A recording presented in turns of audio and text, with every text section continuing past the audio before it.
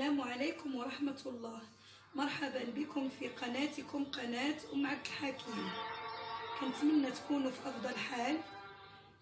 اليوم إن شاء الله غنقدموا واحد المخمار كيجي مورق وكيجي رطب بحال القطن. كنتمنى ينال إعجابكم ونخليكم مع طريقة تحضيره. وعلى بركة الله نبداو في تحضير واحد المخمار كيجي مورق. غنعملو نصف كمية الفينو، هي نصف كمية الطحين الابيض الخاص بالحلويات. مثلا انا عملت هنا نصف كيلو ديال الفينو وعملت نصف كيلو ديال الطحين الابيض. عملت الملح، يعني القدر اللي غادي يملح لينا، واحد الملعقه صغيره ديال سنيده، واحد الساشي ديال خميره الحلويات ديال 7 غرام، والخميره حبيبات ديال العجن كنديروا واحد الملعقه. وبطبيعه الحال غنعجنوه بالماء دافئ. اللي متوفره عنده العجانه راه يعمل فيها، اللي ما عندوش يعني يعمل في القصعه بحال غير هو انه كيبغي ندلكوه مزيان، كيبغي يكون رطب ومدلوك مزيان. على بركه الله.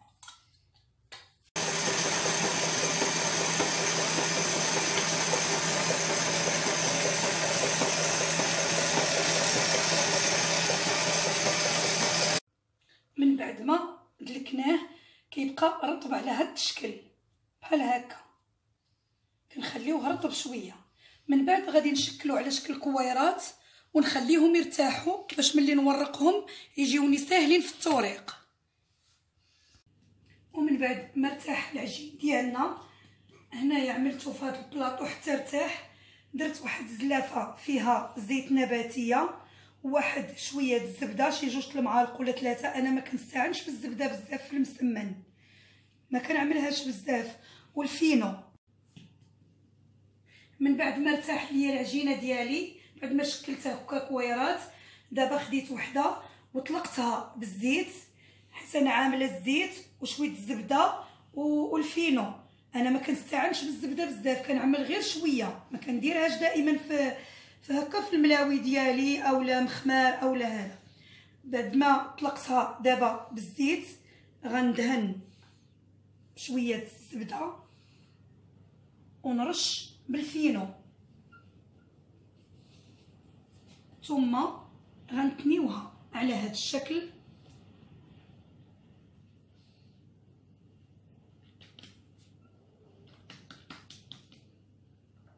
ونرش كذلك شويه الفينو، ثم نتني على هاد الجهه بحال هكا ونعاود نرد عليها الجهه الاخرى، ثم نحطهم يرتاحوا.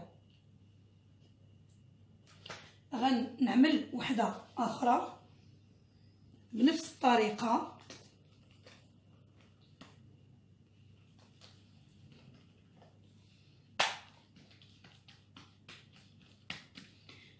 طبعا بعد ما طاوله العمل كتكون مغسوله ومنظفه مزيان، هي اللي كنعملوا عليها، كتساعدني في التوريق.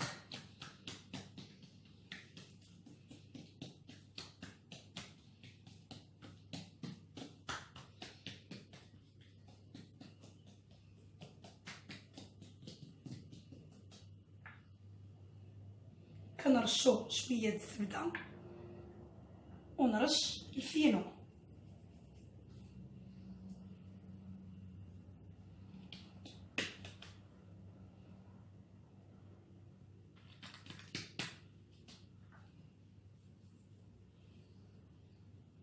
ونتني بنفس الطريقه اللي عملت في الاولى، هكا وهكا حتى نحصل على مسمنه مربعه، وغنبقى غاديه على هاد الكيفيه حتى ننتهي.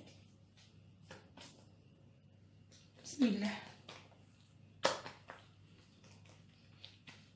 لان العجينه ديال اي ملوي او مخمار ولا هذا كتبغي ندلكوها مزيان وناخذ ليها القياس حتى في العجن ديالها، ما نديروهاش قاصحه وما نرطبوهاش بزاف، ما تكونش ثاني لينه بزاف، يعني بين وبين باش كطاوعنا هكا ملي كنبداو نقرصوا فيها.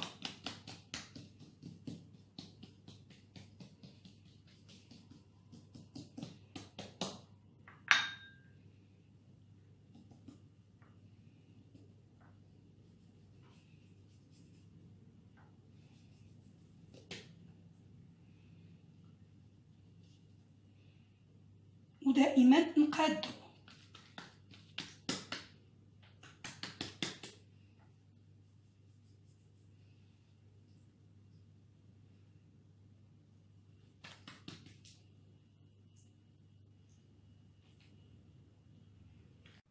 ومن بعد ما شكلته كله على هذا الشكل وعملته مربع، غنشدوه وغنعمل ليه بحال هكا ونجمعو حتى نشكلو كويره وحده.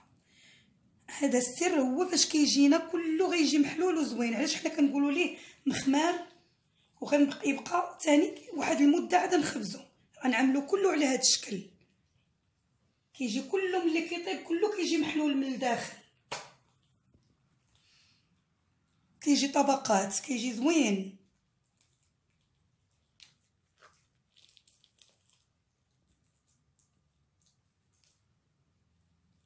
على هذا الشكل كيف ما درت لهادو كلشي. ملي كنديروه هكا مربع كنعاودو نجمعوه على شكل كره واحده.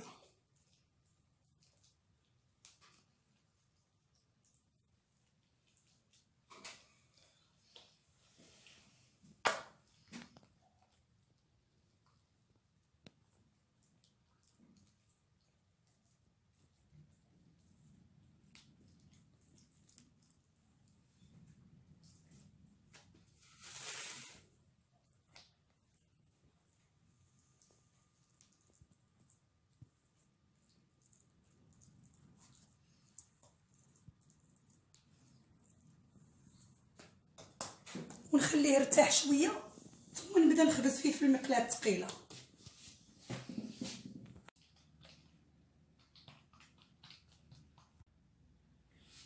من بعد ما ارتاح المسمن ديالنا نقرصوه. عملت المقله الثقيله كتسخن، نرشها بشويه الزيت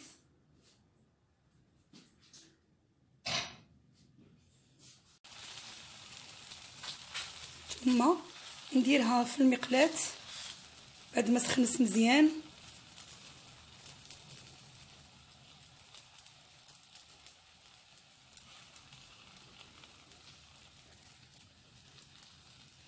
ونرش شويه تاع الزيت.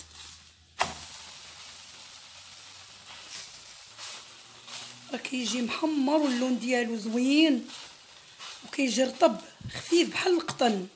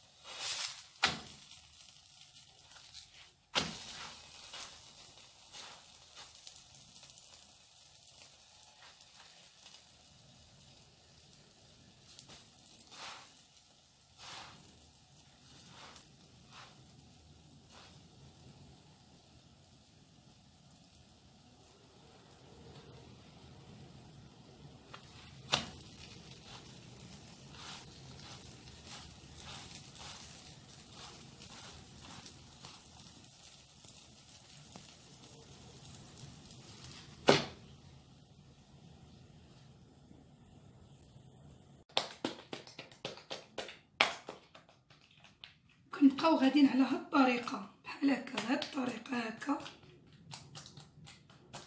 نقرص وندهن المقلاة ثقيله شويه.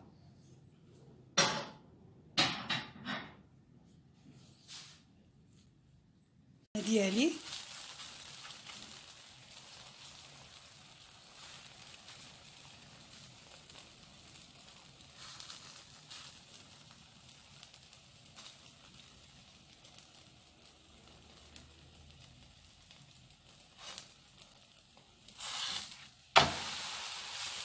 كيفاش كيجي محمر، كيجي زوين.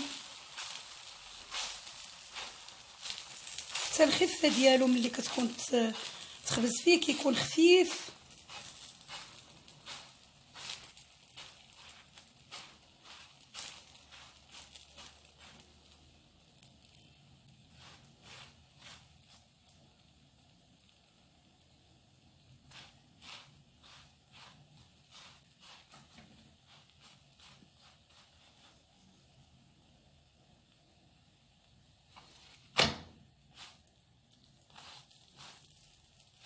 كله كيجينا بحال هكا.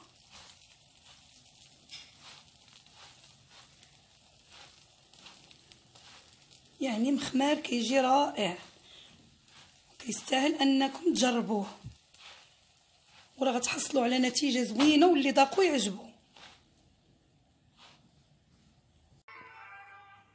وهذا هو الشكل النهائي ديال المخمار ديالنا اللي كيجي مورق وكيجي طبقه على طبقه، كيجي زوين ولذيذ ورائع. يعني غير جربوه وما غتندموش عليه.